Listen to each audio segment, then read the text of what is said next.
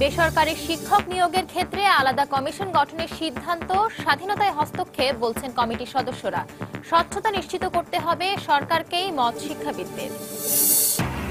অসাধু কর্মকর্তাদের কারণে সরকারের কল্যাণমুখী প্রকল্পের সুবিধা থেকে বঞ্চিত দেশের দরিদ্র জনগোষ্ঠী, জীবনমান উন্নয়নে আয় বৈষম্য কমানোর পরামর্শ অর্থনীতিবিদের। ময়লা আবর্জনা মুক্ত সবুজ ঢাকা গড়তে ঢাকা উত্তর সিটি কর্পোরেশনের আনুষ্ঠানিকভাবে কাজ শুরু। সবার মধ্যে সচেতনতা বাড়ানোর আহ্বান মেয়র আনিসুলের। চট্টগ্রাম বিশ্ববিদ্যালয়ের পাহাড়ি ঝর্ণাটি ঝুঁকিপূর্ণ হয়ে উঠছে। সৌন্দর্য উপভোগে যেয়ে প্রাণ হারিয়েছেন বেশ কয়েকজন শিক্ষার্থী। এবং আরাধ্য দেবীকে বরণ করে নিতে চলছে ভিন্ন আঙ্গিকে পূজা মণ্ডপ তৈরি ও মঞ্চসজ্জার কাজ। নিরাপত্তা দিতে প্রস্তুত আইন শৃঙ্খলা রক্ষা বাহিনী।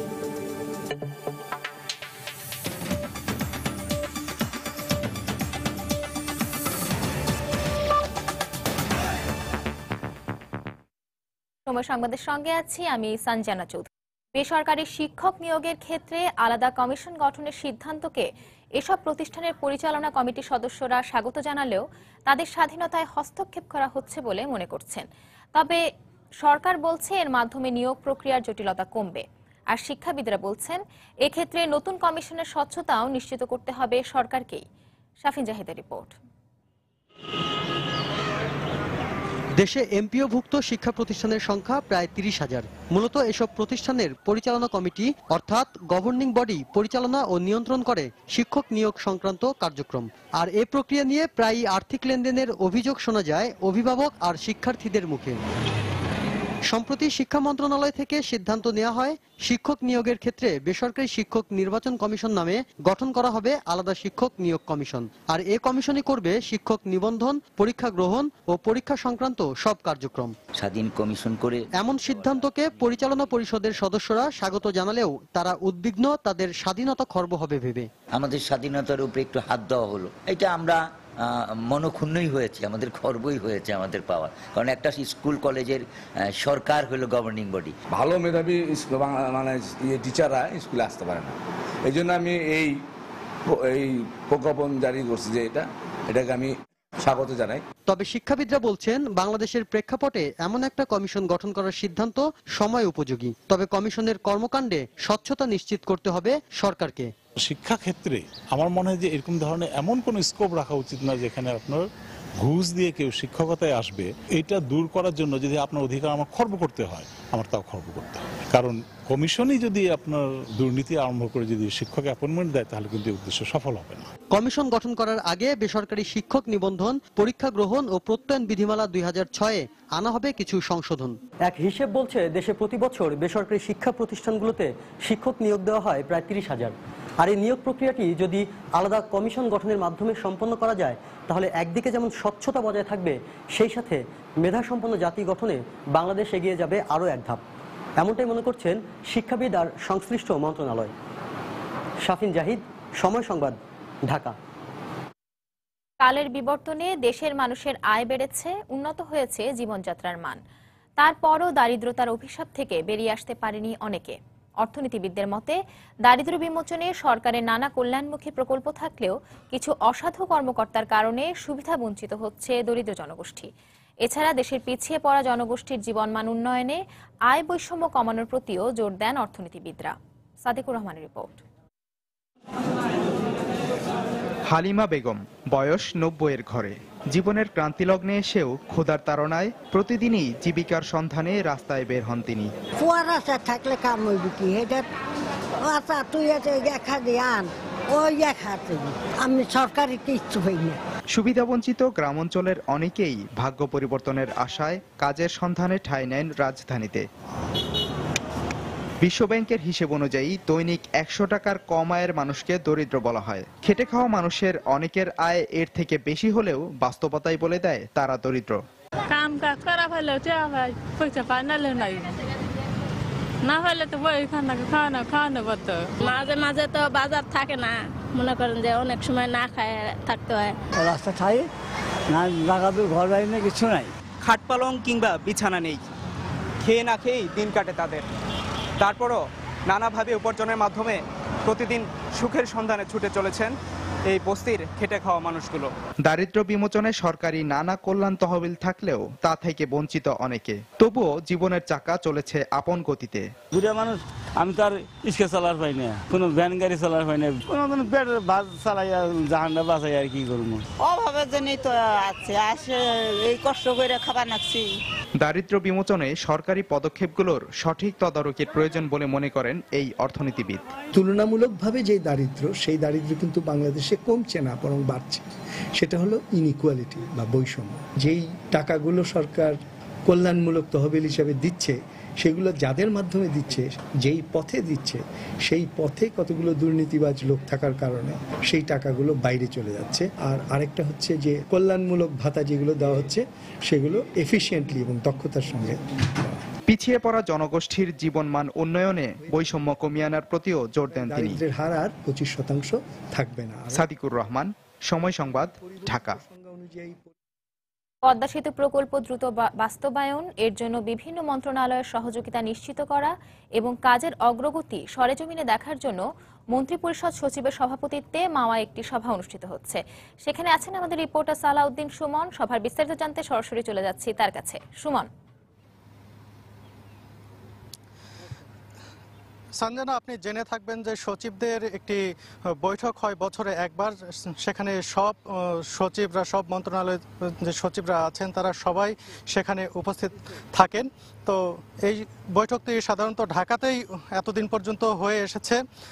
ঢাকার বাইরে প্রথম কোনো সচিবদের এই যে বাৎসরিক যে বৈঠক, এটি কিন্তু মাওয়াতেই হচ্ছে। এই পদ্মা সেতুর সার্ভিস এরিয়া 1-এর যে সভাকক্ষ রয়েছে, সেখানে এই সভা চলছে। সকাল 10টা থেকে শুরু হয়েছে। এখানে অন্যান্য বিষয় নিয়েও যেরকম আলোচনা হবে, অন্যান্য উন্নয়ন প্রকল্প নিয়ে, সেই সাথে এখানে বেশ গুরুত্ব দেওয়া হচ্ছে পদ্মা সেতুর বিষয়টিকে। পদ্মা সেতুর এখানে উন্নয়ন অগ্রগতি কতটুকু হচ্ছে, এই প্রকল্পের আরও সাইড প্রকল্প যেগুলো রয়েছে এবং মাওয়া ঘাট যেখানে আছে সেখান থেকে কাজের অগ্রগতি বা ঘাট কোন দিকে সরে যাবে, এই সব বিষয় নিয়ে কিছু সিদ্ধান্ত এখানে হবে। এবং এই সভাটি আর কিছুক্ষণ চলবে। আমার কিছুক্ষণ আগে আমি কথা বলেছি এখানে যারা দায়িত্বশীল রয়েছেন, তারা বলেছেন যে হয়তো 15-20 মিনিটের মধ্যে এখানকার এই বৈঠক শেষ হয়ে যাবে। বৈঠক শেষে এখানে কথা বলবেন মন্ত্রিপরিষদ সচিব রয়েছেন মোশাররফ হোসেন ভূঁইয়া, তিনি এখানে কথা বলবেন, অর্থাৎ সাংবাদিকদের ব্রিফ করবেন। আরও জানিয়ে রাখি এখানে মোট 70 জনের মতো সচিব রয়েছেন। তাদের জন্য আমার পাশেই কিছু দেখতে পাচ্ছি, কিছু গাড়ি রয়েছেন এখানে। এই গাড়িতে করে তারা সাইট ভিজিটিংয়ে যাবেন, অর্থাৎ যেখানে মূল পদ্মা সেতুর কাজ চলছে সেই জায়গাটিতে তারা যাবেন এবং সেই জায়গা পরিদর্শন করবেন। পরিদর্শনের পরে তারা হয়তো তাদের মন্তব্য গণমাধ্যমের সামনে তুলে ধরতে পারেন, সেই রকমই তথ্য কিন্তু আমরা এখান থেকে পেয়েছি। আর যেটি জানানোর বিষয় সেটি হচ্ছে যে এই বৈঠক শেষ হওয়ার পরে যখন ব্রিফিং হবে, ব্রিফিংয়ে আমরা বিস্তারিত জানানোর চেষ্টা করব। ঐশী। দর্শক, মাওয়া থেকে মন্ত্রিপরিষদ সচিবের বৈঠকের খবর জানাচ্ছিলেন রিপোর্টার সালাউদ্দিন সুমন। চিকিৎসার জন্য আবারও সিঙ্গাপুর গেলেন বিএনপির ভারপ্রাপ্ত মহাসচিব মির্জা ফখরুল ইসলাম আলমগীর। সকাল 9:45টায় বাংলাদেশ বিমানের একটি ফ্লাইটে সিঙ্গাপুরের উদ্দেশ্যে যাত্রা করেন তিনি। 21শে অক্টোবর দেশে ফেরার কথা রয়েছে মির্জা ফখরুলের। বিমানবন্দরে সাংবাদিকদের তিনি জানান, এখনো অসুস্থ, রুটিন চেকআপের জন্যই সিঙ্গাপুর যাচ্ছেন তিনি। এর আগে মির্জা ফখরুল জামিনে মুক্তি পেয়ে উন্নত চিকিৎসার জন্য গত 26শে জুলাই সিঙ্গাপুর যান। সেখান থেকে তিনি যান যুক্তরাষ্ট্রে। সিঙ্গাপুর ও যুক্তরাষ্ট্রে প্রায় 2.5 মাস অবস্থান শেষে গত 21শে সেপ্টেম্বর তিনি দেশে ফেরেন। প্রতি মাসে একবার করে আমাকে রক্ত পরীক্ষা করাতে হবে, যেটা আমার খুব বেশি প্রয়োজন, এবং 6 মাস পরে ডাক্তাররা সেই পরীক্ষার ভিত্তিতে সিদ্ধান্ত নেবেন। সেই কারণে আমার এই রুটিন চেক আপের জন্য আমাকে আজকে সিঙ্গাপুর যেতে হচ্ছে। দূষণ ও আবর্জনা মুক্ত সবুজ নগরী গড়তে রাজধানীতে পরিষ্কার পরিচ্ছন্নতা অভিযান চালিয়েছে শেরে বাংলা কৃষি বিশ্ববিদ্যালয়ের শিক্ষক শিক্ষার্থীরা। সকাল 10টায় বিজয় সরণি মোড় অভিযানের উদ্বোধন করেন ঢাকা উত্তরের মেয়র আনিসুল হক। এরপর মূল সড়কের পাশাপাশি সড়কের দুপাশের ময়লা আবর্জনা পরিষ্কার করা হয়। এছাড়া নগরবাসীকে সচেতন করতে প্রচার প্রচারণাও চালানো হয়। শিক্ষক শিক্ষার্থীদের পাশাপাশি সিটি কর্পোরেশনের কর্মকর্তা কর্মচারীরাও অভিযানে অংশ নেন। প্রথম দিনে বিজয় সরণি মোড় থেকে কৃষি বিশ্ববিদ্যালয় পর্যন্ত অভিযান চলে। তবে বাসযোগ্য ঢাকা গড়তে এ ধারা অব্যাহত থাকবে বলে জানান আয়োজকরা।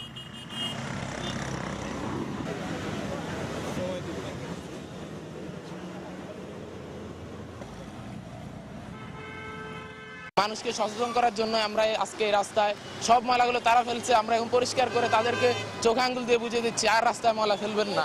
মানুষকে যদি সচেতন করতে পারি যে যেখানে সেখানে ময়লা ফেলা যাবে না, এবং আমাদের সিটি কর্পোরেশন যদি আরো পর্যাপ্ত পরিমাণে ময়লা ফেলার জায়গা নির্দিষ্ট করে দেয়, তাহলে মনে হয় আমরা এই সমস্যা থেকে সম্ভব উত্তরণ করতে পারবো। আমরা মনে করি যে আমরা যদি সবাই মিলে চাই আমরা অবশ্যই পারবো। বাইরে যেসব পার্ক দেখছেন, যেসব বিল্ডিং দেখছেন, এগুলো সব আমরা সবুজ ঢাকাতে রূপান্তরিত করতে চাই আগামী 3 থেকে 4 বছরের মধ্যে। সেজন্য আমরা কর্পোরেশনের স্পেশাল সেল করছি, সবাই যেন পার্টিসিপেট করে, তাহলেই সম্ভব সবুজ ঢাকা গড়ে তোলা। সংবাদে আরো থাকছে, খতিয়ান খোলা, নামজারি সহ বিভিন্ন সেবা দিতে বগুড়ার শিবগঞ্জ ভূমি অফিসের ব্যতিক্রমী উদ্যোগ, হয়রানি কমায় খুশি সাধারণ মানুষ। বাংলাদেশ প্রকৌশল বিশ্ববিদ্যালয় বুয়েটে 2015-16 শিক্ষাবর্ষের ভর্তি পরীক্ষা অনুষ্ঠিত হচ্ছে আজ। সকাল 9টায় পরীক্ষা শুরু হয়, চলবে বিকেল 4টা পর্যন্ত। বুয়েটের 1030টি আসনের বিপরীতে এবছর ভর্তিযুদ্ধে লড়ছেন 8706 জন শিক্ষার্থী। সকাল 9টা থেকে বেলা 12টা পর্যন্ত অনুষ্ঠিত হয় প্রকৌশল বিভাগের পরীক্ষা। দুপুর 2টা থেকে বিকেল 4টা পর্যন্ত চলবে স্থাপত্য বিভাগের পরীক্ষা। এদিকে বরাবরের মতো এবারও ভর্তি পরীক্ষা সুষ্ঠুভাবে সম্পন্ন করতে সব ধরনের প্রস্তুতি নেওয়া হয়েছে বলে জানিয়েছেন কর্তৃপক্ষ।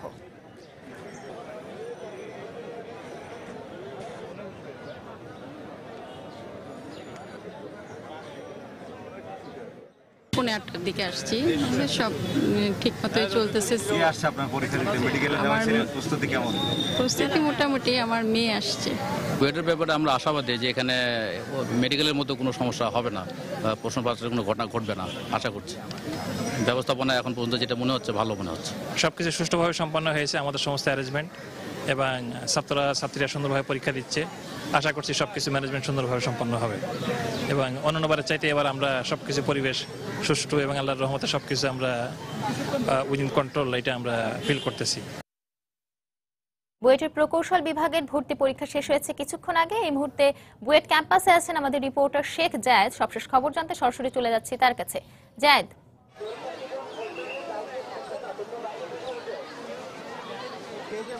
সানজানা, একটু আগে শেষ হলো বাংলাদেশ প্রকৌশল বিশ্ববিদ্যালয়ের ইঞ্জিনিয়ারিং বিভাগে যারা পড়াশোনা করতে চায় তাদের ভর্তি পরীক্ষা। আপনি জানেন যে আপনাকে একটু আগে জানিয়েছিলাম যে 7353 জন পরীক্ষার্থী এখানে অংশ নিয়েছেন এই পরীক্ষা। আরেকটি পরীক্ষা দুপুর 2টা থেকে বিকেল 4টা পর্যন্ত চলবে। সেই পরীক্ষাটি দুপুর 2টায় শুরু হবে, সেটি হচ্ছে আর্কিটেকচার ডিপার্টমেন্টে। সেখানে 1353 জন পরীক্ষার্থী রয়েছেন, এর মধ্যে ছাত্র 675 জন এবং ছাত্রী আছেন 678 জন। আর মোট পরীক্ষার্থী অংশ নিচ্ছেন 8706 জন। আর এখানে আসন রয়েছে 1030টি আসন রয়েছে, 5টি ফ্যাকাল্টিতে 12টি ডিপার্টমেন্টে তারা ছাত্র ভর্তি করবেন এই বুয়েট কর্তৃপক্ষ। আপনি জানেন যে আগে জানিয়েছিলাম যে নিরাপত্তা ব্যবস্থা এখানে জোরদার করা হয়েছিল। সেই সাথে আমি যারা নিরাপত্তার দায়িত্বে ছিলেন তাদের সাথে কথা বলেছি, যারা পরীক্ষার্থী বের হয়ে এসেছে তাদের সাথে কথা বলেছি। তারা এখানকার পরিবেশ এবং যে শৃঙ্খলা এগুলোতে সন্তোষ প্রকাশ করেছেন, এবং কোনো রকম অনিয়মের খবর এখন পর্যন্ত কিন্তু আমরা পাইনি। এবং ভর্তি প্রথম যে পরীক্ষাটি সেটি কিন্তু এখন পর্যন্ত যেটি দেখতে পাচ্ছি যে সুষ্ঠুভাবে সম্পন্ন হয়েছে। আমি কথা বলেছিলাম নিরাপত্তা কমিটি যেটি রয়েছে বুয়েটের এই পরীক্ষা কেন্দ্রিক, সেটির সদস্য ডক্টর মোস্তাফিজুর রহমানের সাথে। তিনি আমাদেরকে যেটি জানিয়েছেন যে তাদের সব রকম প্রস্তুতি রয়েছে এবং তারা সুষ্ঠুভাবে যেন এই পরীক্ষাটি সম্পন্ন হয় সেটি তারা করার চেষ্টা করছেন। যারা পরীক্ষা দিয়ে বের হয়ে এসেছেন তাদের সাথে কথা বলেছে। আসলে 3 ঘন্টার লিখিত পরীক্ষা হয়েছে ইঞ্জিনিয়ারিং বিভাগে যারা পড়াশোনা করবেন তাদের জন্য। পরীক্ষাটি কেমন হয়েছে জানতে চেয়েছিলাম। তারা যেমনটি বললেন যে মোটামুটি তারা পরীক্ষা দিয়েছেন এবং তারা আশাবাদী যে কৃতকার্য হবেন। তো এই পরীক্ষার ফলাফল প্রকাশ করা হবে কিন্তু 5 তারিখে, যেটি বুয়েটের পক্ষ থেকে জানানো হয়েছে। 5 নভেম্বর 2015 এই ভর্তি পরীক্ষার রেজাল্ট প্রকাশ করা হবে। তো সব মিলিয়ে এখন পরীক্ষা, একটি পরীক্ষা শেষ হয়েছে এবং আরেকটি পরীক্ষা হচ্ছে দুপুর 2টা থেকে শুরু হবে। তো এই অবস্থায় এখন ছাত্রছাত্রীরা বের হয়ে আসছেন, আর গার্ডিয়ানরা আসলে দুই পাশে অপেক্ষা করছেন, তাদের সন্তানের অপেক্ষায় ছিলেন এতক্ষণ। পরীক্ষা যেহেতু শেষ হয়েছে, সবাই আসলে নিজের আত্মীয় স্বজনকে খোঁজাখুঁজি করছেন এবং পরের পরীক্ষাটির জন্য তারা আসলে প্রস্তুতি নেওয়ার চেষ্টা করছেন আর কি। তো সানজানা, এই ছিল এই বুয়েট থেকে এই ভর্তি পরীক্ষার সবশেষ খবর। বুয়েট ক্যাম্পাস থেকে ভর্তি পরীক্ষার খবর জানাচ্ছিলেন রিপোর্টার শেখ জায়েদ। এবার রাজধানী সহ দেশের বিভিন্ন স্থানের পূজা প্রস্তুতির খবর। শারদীয় দুর্গাপূজায় নতুন পোশাকের সঙ্গে উৎসবের রঙে নিজেদের রাঙাতে পুরান ঢাকার শাঁখারী বাজারে জমে উঠেছে শাঁখা, সিঁদুর ও আলতার বিকিনি। চাহিদা বেড়ে যাওয়ায় এখন ব্যস্ত সময় পার করছেন শাঁখার কারিগররা। সাজানো হবে মা দুর্গাকেও, তাই প্রতিমা নতুন পোশাক ও মুকুটের সঙ্গে দেবীকে অঞ্জলি দেওয়ার থালা, প্রদীপ সহ পূজার নানা সরঞ্জামে বিক্রিও জমজমাট। বিস্তারিত জানাচ্ছেন হাজেরা শিউলি। শারদীয় দুর্গা উৎসব উপলক্ষে পূজা মণ্ডপ সহ সর্বত্রই এখন উৎসবের আমেজ। মা দর্শনে সবাই সাজবেন নতুন সাজে, তাই নতুন পোশাকের সাথে দেবী দুর্গাকে বরণে নতুন শাঁখা, সিঁদুর ও আলতার জন্য পুরনো ঢাকার শাঁখারী বাজার এখন হিন্দু রমণীদের পদচারণে মুখর। ইচ্ছা করে যে নতুন শঙ্খ, সিঁদুর, নতুন বস্ত্র পরা মা দেবীর এখানে চরণে উপাস থেকে পূজার একটা ঈদে একটা আনন্দ। শাড়ি কিনলাম, আলতা, সিঁদুর, টিপ, শাঁখা, এই তো এগুলো কিনে তারপরে তোমাকে বরণ করতে যাব। সারা বছর শাঁখা পরলেও সবচেয়ে বড় এই ধর্মীয় উৎসবে নতুনত্ব চায় গৃহবধূরা, আর ক্রেতাদের খুশি করতে নতুন ডিজাইনের শাঁখা বানাতে ব্যস্ত কারিগররা। পুজো আসলে সবাই নতুন কিছু চায়, আমাদের মধ্যে এটাও থাকে, একটা নতুন নকশা বাইর করা। প্রতি বছরই নতুন আঙ্গিকে ডিজাইন এবং সমস্ত কোয়ালিটিগুলোকে আমরা সাজাই। সোনা বাঁধানো যে আধুনিক ডিজাইন, তারপরে পাথরের শাখা, মকর মুখ শাখা, চিকন চুরি শাখা, সেটার চাহিদাটা একটু বেশি। সাজানো হবে মা দুর্গা ও তার সন্তানদের, তাই প্রতিমার জন্য নতুন কাপড়, মুকুট সহ ক্রেতাদের চাহিদা মেটাতে হরেক রকম পূজার উপকরণে দোকান সাজিয়েছেন বিক্রেতারা। আলতা, সিঁদুর, পাঁচালি, ধর্মীয় উপকরণগুলি সব দুর্গা পূজার উপলক্ষে বেশি চলতেছে এখন। আমরা যেরকম সাজি মাকেও সাজানোর জন্য আমরা এখানে আসছি। আমরা কাপড় চোপড় কেনার জন্য আসছি যাতে মা আমাদের এখানে সাজাতে পারি ভালোভাবে। প্রদীপ, আলতা, সিঁদুর এগুলো, তারপর ধূপ, ধুনা, আগরবাতি সবকিছু নিয়ে যেতে হয় পুজোর মণ্ডপে। বিক্রেতারা জানান পূজার আনুষ্ঠানিকতা শুরু হলে বিক্রি আরো বাড়বে। হাজেরা শিউলি, সময় সংবাদ, ঢাকা। মহালয়ার মধ্য দিয়ে দেবী দুর্গার আগমনী বার্তা এসেছে মর্তে, তাই শেষ সময় ব্যস্ত সময় পার করছেন রংপুরের প্রতিমা শিল্পী ও আয়োজকরা। আরাধ্য দেবীকে বরণ করে নিতে চলছে পূজা মণ্ডপ তৈরি ও মঞ্চসজ্জার কাজ। শাকিল মাহমুদের ক্যামেরায় মানিক সরকারের রিপোর্ট। দরজায় কড়া নাড়ছে হেমন্ত। ঋতুর এ পালা বদল হৃদয়ে যেমন দোলা দিয়ে যায়, তেমনি দোলা জাগায় শারদীয় দুর্গোৎসব।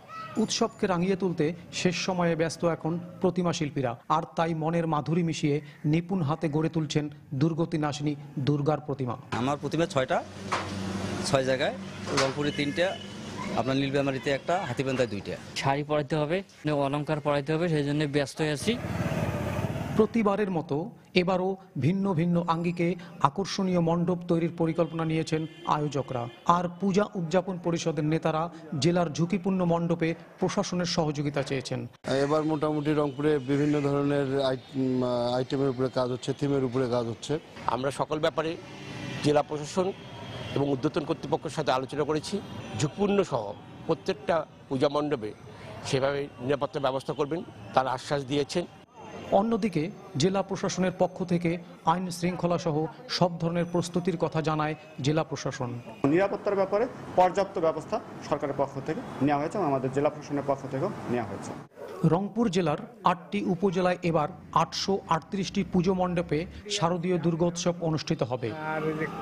মানিক সরকার, সময় সংবাদ, রংপুর। শারদীয় দুর্গোৎসবের পুরোদমে প্রস্তুতি চলছে খুলনা অঞ্চলেও। প্রতিমার পাশাপাশি মণ্ডপ তৈরির কাজও চলছে জোরে সোরে।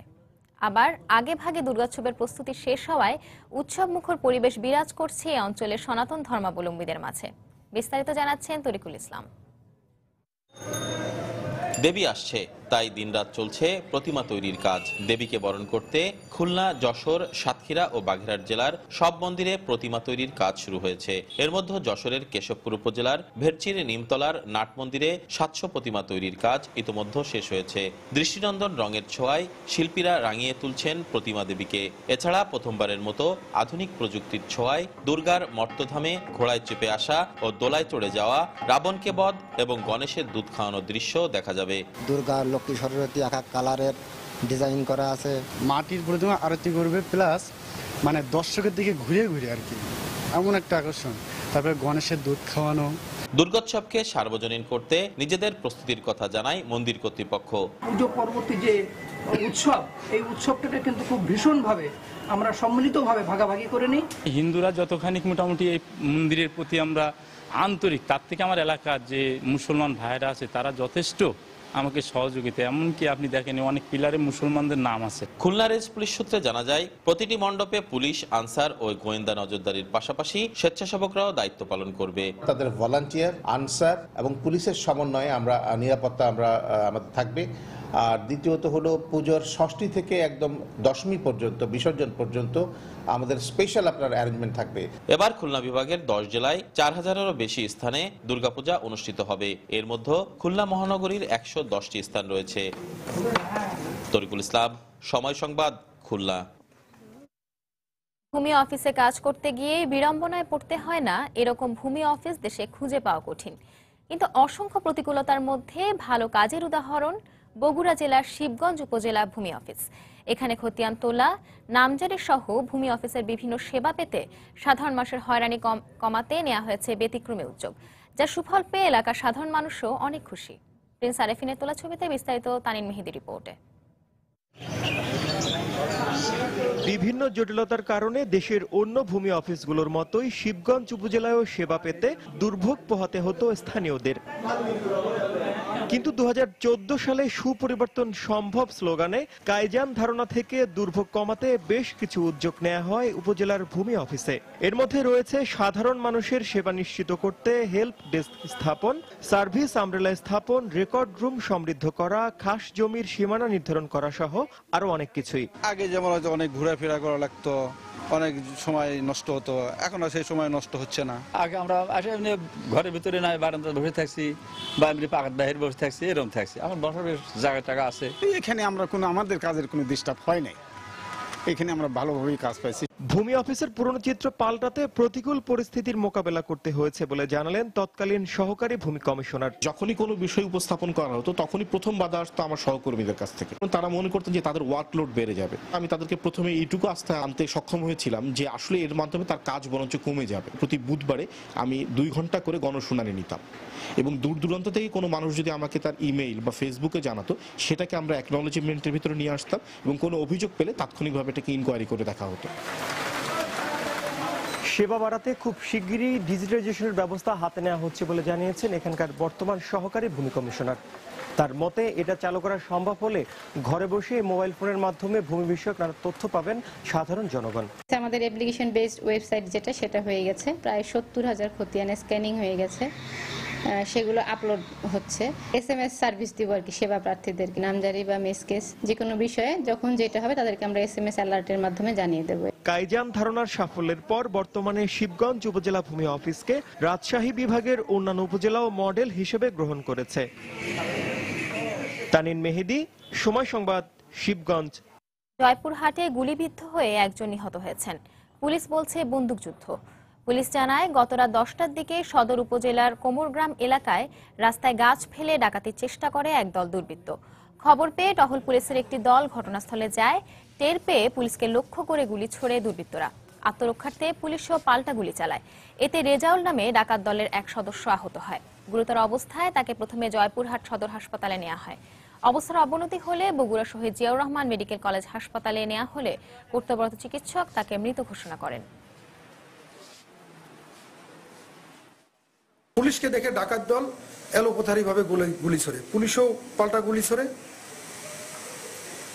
দুই পক্ষের ছোড়া গুলিতে একজন ডাকাত পায়ে গুলিবিদ্ধ হয়। মানে এখনো সঠিকভাবে বলা যাচ্ছে না যে কার গুলিতে গুলিবিদ্ধ হয়েছে। রাজশাহীতে একটি সুপারমার্কেটে আগুন লেগে অন্তত 20টি দোকান পুড়ে গেছে। গতরাত 12:30টার দিকে অগ্নিকাণ্ডের ঘটনা ঘটে। প্রত্যক্ষদর্শীরা জানায় শহরের নিউ মার্কেট এলাকায় মইনুল হক সুপারমার্কেটে টিনশেডের একটি দোকানে হঠাৎ আগুন ধরে যায়। মুহূর্তের মধ্যে আগুনের লেলিহান শিখা চারিদিকে ছড়িয়ে পড়লে পুরো এলাকায় আতঙ্ক দেখা দেয়। এ সময় আশেপাশের দোকানের লোকজন ছুটোছুটি শুরু করে। খবর পেয়ে ফায়ার সার্ভিসের 3টি ইউনিট ঘটনাস্থলে গিয়ে স্থানীয়দের সহায়তায় প্রায় 1 ঘন্টার চেষ্টায় আগুন নিয়ন্ত্রণে আনে। ততক্ষণে পুড়ে যায় মালামাল সহ মার্কেটের অন্তত 20টি দোকান। বৈদ্যুতিক শর্ট সার্কিট থেকে আগুনের সূত্রপাত বলে ধারণা করছে ফায়ার সার্ভিস।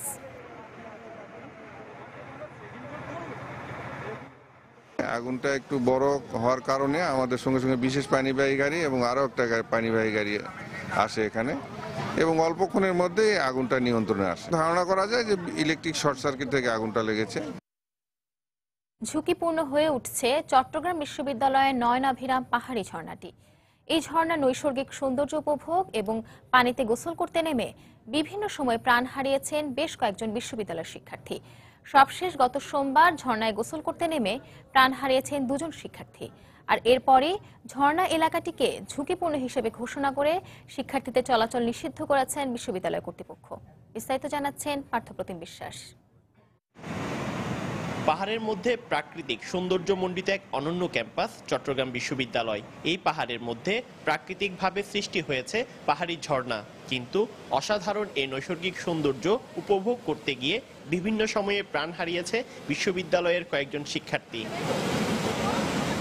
সবশেষ গত সোমবার বন্ধুদের সাথে ঘুরতে গিয়ে মারা গেছে 2 শিক্ষার্থী পাভেল ও রিফাত।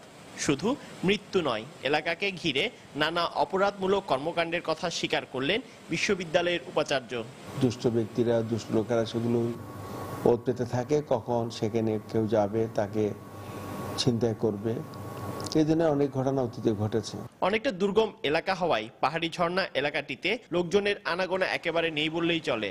এখানে হচ্ছে প্রশাসনিক দুর্বলতা আছে কিছুটা, আর আমাদের নিজেদেরও অসতর্কতার কারণ। সিকিউরিটির ব্যবস্থা করে ঝর্ণাটার সৌন্দর্যটাও দেখা হলো, আর মনে হয় অ্যাক্সিডেন্টগুলোও হবে না। তবে দীর্ঘদিন পর হলেও পাহাড়ি ঝর্ণা এলাকাটিকে ঝুঁকিপূর্ণ হিসেবে ঘোষণা করেছে বিশ্ববিদ্যালয় কর্তৃপক্ষ। পাশাপাশি দুর্ঘটনা এড়াতে এলাকায় তারকাটা বেড়া দিয়ে শিক্ষার্থীদের নিরাপত্তা নিশ্চিত করার দাবি পুলিশের। সেখানে আরো বড় আকারে একটি সাইনবোর্ড থাকবে, যাতে কেউ, কোনো শিক্ষার্থী বা কোনো পরিবার কেউ যদি সেই জায়গায় না যায়। ওই জায়গায় কাঁটাতারে বেড়া দিয়ে দিলে আর যদি সকল ছাত্রছাত্রীদেরকে ওই নোটিশ দিয়ে জানাই দেয়, তাইলে আর আশা করি ওখানে যাবে না, আর কোনো দুর্ঘটনা ঘটবে না। তবে পাহাড়ি এলাকা সহ ঝর্ণাটিকে পর্যাপ্ত নিরাপত্তা ব্যবস্থার মাধ্যমে পর্যটন স্পট করা যায় কিনা সেই বিষয় নিয়ে চিন্তাভাবনা করছে বিশ্ববিদ্যালয় কর্তৃপক্ষ। পার্থপ্রতিম বিশ্বাস, সময় সংবাদ, চট্টগ্রাম।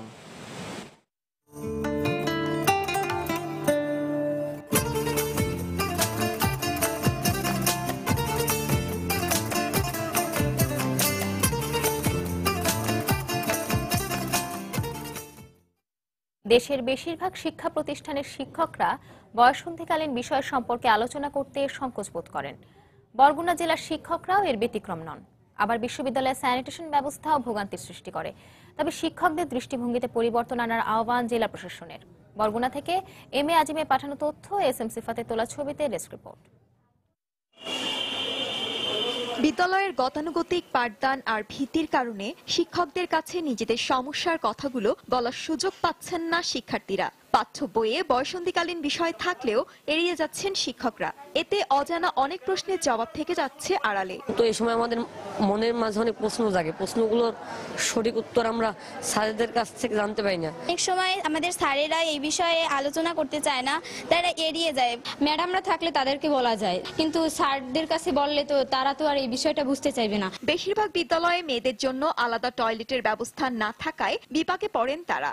আমাদের স্কুলে আর কি একটাই বাথরুম, সেটা আমরা আর কি আমাদের স্টুডেন্টরা আর টিচারেরা সবাই একসাথে একটাই ব্যবহার করি। বাথরুম যদি আলাদা আলাদা হয় তাহলে মেয়েদের অনেক সুবিধা হয়। এদিকে বিদ্যালয়গুলোর ম্যানেজিং কমিটিকে সচেতন করার সাথে সাথে শিক্ষকদের দৃষ্টিভঙ্গির পরিবর্তন আনার আহ্বান জেলা প্রশাসকের। শিক্ষকদের পিছু হটা বা অনীহা পাঠদানে, সেক্ষেত্রে এখানে কোনো পিছু হওয়ার কোনো সুযোগ নেই।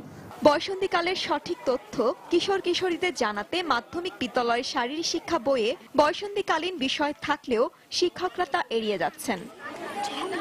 সময় সংবাদ, বরগুনা। দেশের বাইরের খবর। সৌদি আরবের পূর্বাঞ্চলের সাইহাত শহরে শিয়া সম্প্রদায়ের একটি সম্মেলন কেন্দ্রে বন্দুকধারীর হামলায় অন্তত 5 জন নিহত ও 9 জন আহত হয়েছেন। দেশটির স্বরাষ্ট্র মন্ত্রণালয় এই তথ্য নিশ্চিত করেছে। পরে পুলিশের গুলিতে ওই বন্দুকধারীও নিহত হয় বলে জানানো হয়েছে। হামলার পরপরই এই ঘটনার দায় স্বীকার করেছে উগ্রপন্থী জঙ্গি গোষ্ঠী আইএস সংশ্লিষ্ট একটি সংগঠন। আইএস বাহরাইন নামের সংগঠনটি অনলাইনে এক বিবৃতিতে বলেছে, তাদের এক সদস্য স্বয়ংক্রিয় অস্ত্রের সাহায্যে শিয়াদের হত্যা করেছে। ভবিষ্যতে সংখ্যালঘু শিয়াদের ওপর এ ধরনের আরও হামলা চালানো হবে বলেও হুমকি দেয় তারা। চলতি বছর সৌদি আরবে শিয়াদের ওপর 2টি আত্মঘাতী হামলা চালানো হয়। এতে প্রায় 1/2 শতাধিক নাগরিক নিহত হয়েছে।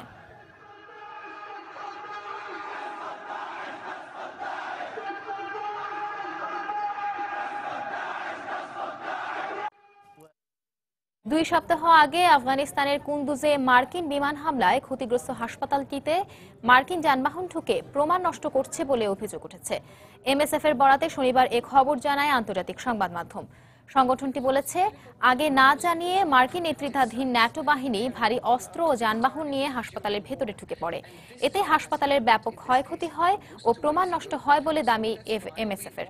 কুন্দুজের হাসপাতালটিতে বিমান হামলায় অন্তত 22 জন নিহত হয়, যাদের মধ্যে 12 জনই হাসপাতালের চিকিৎসক ও কর্মী। মার্কিন সামরিক বাহিনী বলছে, লক্ষ্যভ্রষ্ট হয়ে তাদের গোলা হাসপাতালটিতে আঘাত এনেছে।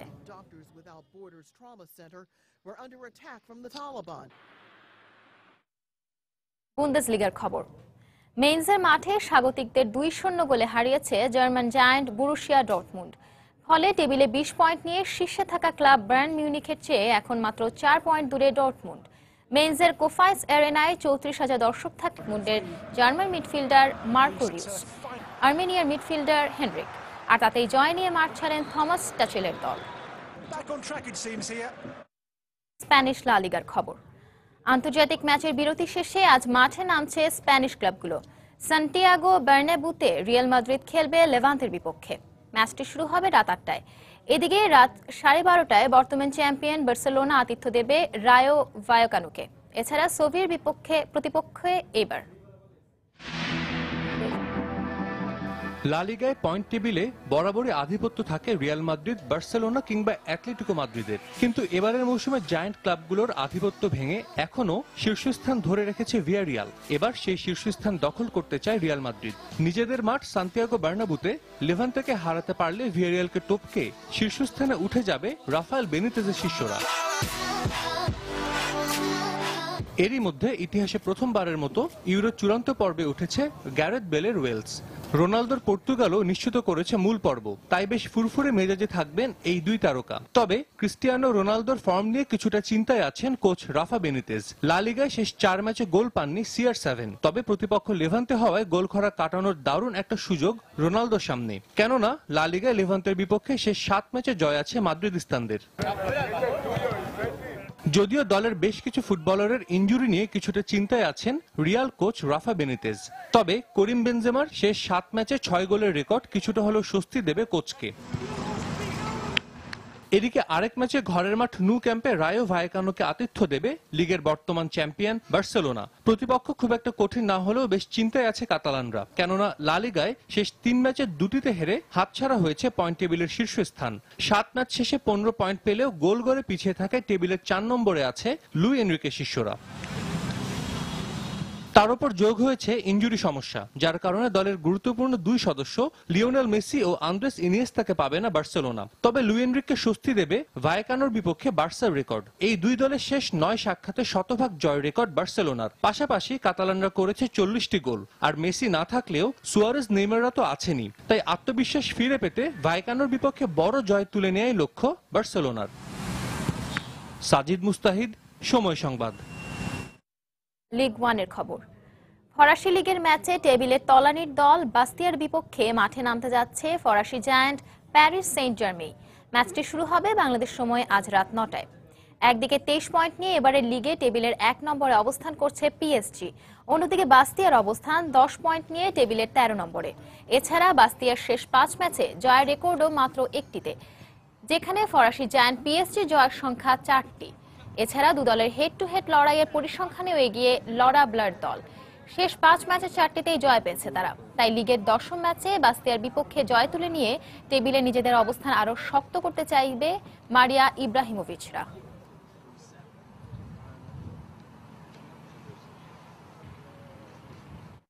এ পর্যায়ে শিশু সংবাদ জানিয়ে দিচ্ছি আরো একবার।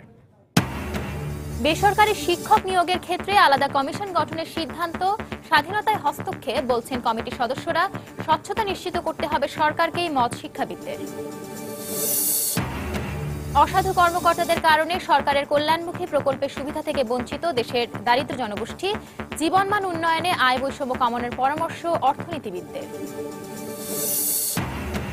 সবুজ নগরী গড়তে রাজধানীতে শেরেবাংলা কৃষি বিশ্ববিদ্যালয়ের পরিষ্কার পরিচ্ছন্নতা অভিযান, অংশ নিলেন ঢাকা উত্তর সিটি কর্পোরেশনের মেয়র। চট্টগ্রাম বিশ্ববিদ্যালয়ের পাহাড়ি ঝর্ণাটি ক্রমশ রূপ নিচ্ছে মৃত্যুকূপে। সৌন্দর্য উপভোগে যেয়ে প্রাণ হারিয়েছেন বেশ কয়েকজন শিক্ষার্থী। এবং আরাধ্য দেবীকে বরণ করে নিতে চলছে ভিন্ন আঙ্গিকে পূজা মণ্ডপ তৈরি ও মঞ্চসজ্জার কাজ। নিরাপত্তা দিতে প্রস্তুত আইন শৃঙ্খলা রক্ষা বাহিনী। এই ছিল এখনকার মতো। যে কোনো খবর পেতে ভিজিট করুন সময়নিউজ.tv।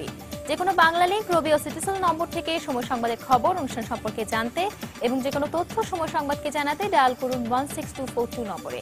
এছাড়া এই মাত্র পাওয়া খবর আপনার মোবাইলে পেতে SMS করুন *SN, লিখে পাঠিয়ে দিন 16242 নম্বরে। সঙ্গেই থাকুন সময়।